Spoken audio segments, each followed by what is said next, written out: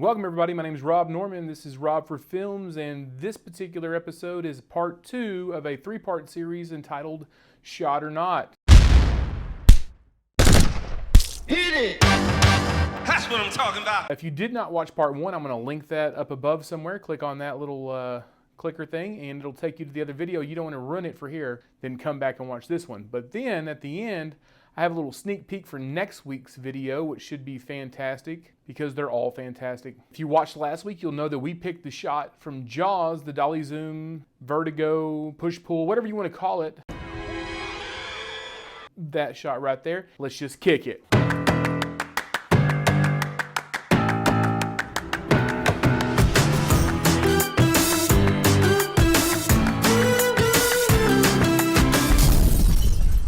So when we figured out and decided that it was going to be the vertigo shot or the dolly zoom, whatever you want to call it, from Jaws, I started doing some research. It is something that I've never done personally. I know Rob's done it a couple times. He wants to perfect it, and so that's kind of the goal here, or at least the goal I assumed. I have to say the day went much better than I anticipated. Everyone showed up, so that was always a plus.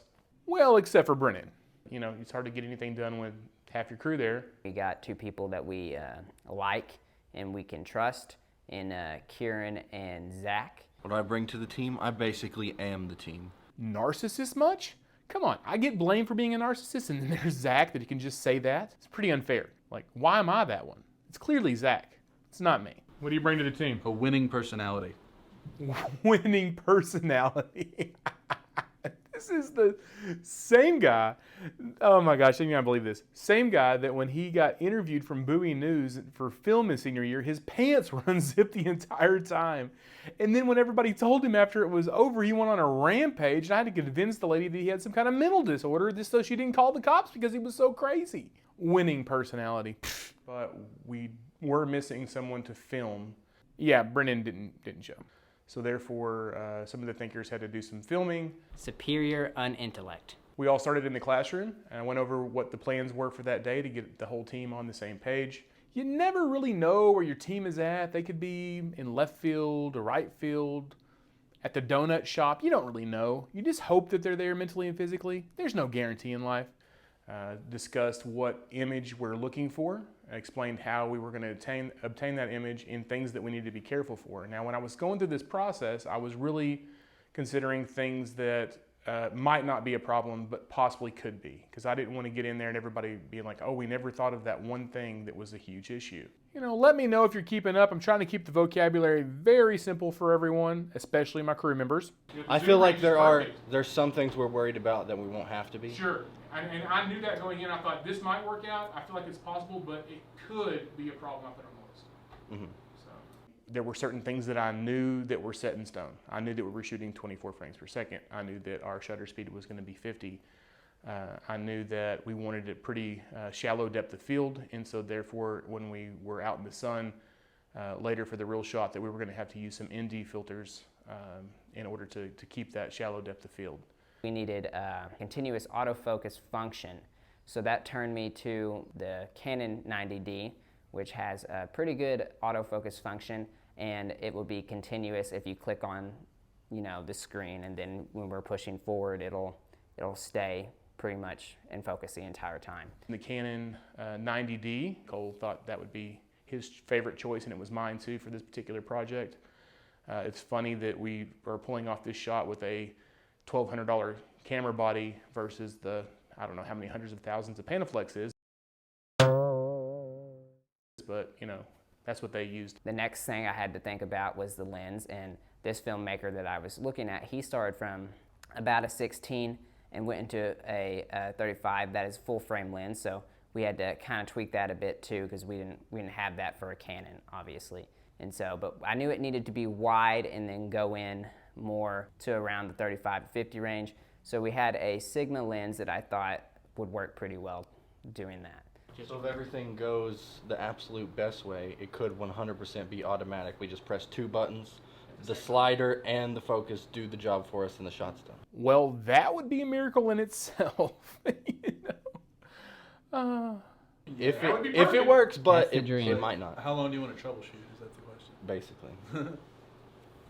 once we finished in the classroom, we loaded up, we went into the studio area, and we set everything up and started doing a little practice run. Just, started with the basics and just added from there. We started out by just trying to get the speed right, talking about what we were going to do. Did a couple of practice runs there. Then we moved on to choosing how to do the zoom. We realized the focus was going to stay dead on just with a couple trials, which is exactly what we had hoped for. It's a great camera. It's a great focus camera. When we were in the classroom and we were doing our trial shots, I wanted to use a human-sized head. So we had the dummy head, and I think that helped us kind of get sizing right to make sure the scale that we were doing it on was going to work. I know there was a lot of doubt on that. There was a little on my part. There was a lot on Cole's part. When Rob told me that he wanted to do it on a small scale, I was cool with that. Cole did not want to do this thing on a small scale. He complained the entire time about it. He wanted to use the slider for the small scale. I wasn't completely sure. He kept thinking I was trying to mentally trick him into like I did when they were in school, where I'd make everybody do everything the hard way first just so I could show them there was an easier way and then laugh at their misfortune of not knowing that already. That a slider for when we upped it to an actual human would work, but on that day that we came in and we started using the slider, it actually worked really well. So I don't think we're going to need the actual full frame dolly or anything like that. I think the slider would actually work pretty well for what we're trying to do. I guess they're mentally scarred. They just don't trust people anymore. Well, welcome to the club. I don't either. We moved on to Zach just hand holding the lens zoom, and I knew that really wasn't going to work super well, that we had other methods, but then Cole chimed in and said, let's go ahead and try to use the whip. It just looked kind of like a hassle, to be honest. So he was just hunched over, trying to...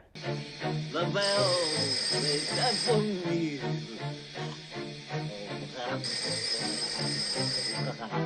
trying to zoom. It took a few minutes to get that set up, which means I had to put the camera on a rig, and then that rig onto our slider, but it can hold the weight. The simple idea of it is just to get these tracks to come a little bit higher so that you can get a gear to catch it. So I always double check. I learned that from years of teaching. Always ask questions. Always make sure everybody's on the same page. We eventually discovered that having the knob out like 2 feet away, that was kind of cumbersome too. Personally, I think it's causing a lot of problems. I would hand it. Yeah, I throw that whip to the side and just do that. At that point, it also helps support it because you can grab it enough that it holds it.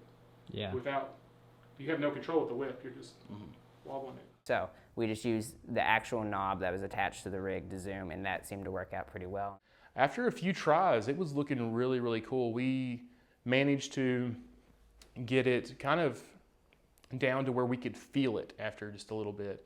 By the end, he said that he could hold it in place. It would turn almost on its own, and that was really working out well. Our problem there was we were at 8 seconds instead of 4 seconds. So we took it to the computers, we threw it on there, we did a speed up 2 times fast, and it looked really dead on. Yeah, or I've seen it on your channel. Yeah. Hey, got it down to 4 seconds. You ready? Yeah. I think that was pretty tasty. We can On the day we can get it even smoother, because I do feel like there's a little bit of... Yeah, I didn't expect to have a shot this good today, to be honest. Yeah, I thought we were going to get close-ish, but I think we get this close. This is decently close. Very pleased with the way the practice ran. I feel really confident about what's to come. This is definitely the smoothest this shot has gone for me from any time I've ever tried it in the past. Definitely going to be some complications when we get outside. We'll probably be fighting wind. We're probably going to be fighting the sun. We're going to have to diffuse some light, and we're kind of trying to take some of that into consideration. If everyone shows up, they're there to work and get the job done, I really don't think it's going to take a long period of time. We're on the way to actually being accomplished if Rob will let anybody else touch anything.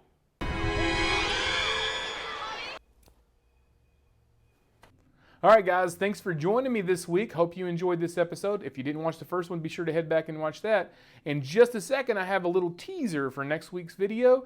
And whether we got the shot or not, pretty sure we're going to get it. Just saying. Confidence. It's not being cocky. It's not narcissistic. It's just confidence. Check out this shot. Hit it! That's what I'm talking about. I think it's really cool that we're going to be working on this Jaws shot, because something that I think is really interesting about the movie Jaws is the suspense that's inherent in it, because you never see the shark except for these very sporadic moments. And that wasn't necessarily done out of story convenience, but rather necessity, because the animatronic shark on set barely worked. That was a real shark that they used in that movie, you know? Just like whenever they get the gorillas and stuff for Hollywood movies and they train them. And Yeah, those are real. yeah, so was the shark in Jaws. And this being Steven Spielberg's first like big picture, it had the potential to ruin him if it didn't turn out okay. If his shark monster wasn't going to work, he was going to kind of take this Hitchcock approach and just keep it in the background and keep it as a force rather than something we see. I have to contact that shark training company. How deep do you think it goes? I'd have to say, That's gross. just the tone of that. Oh.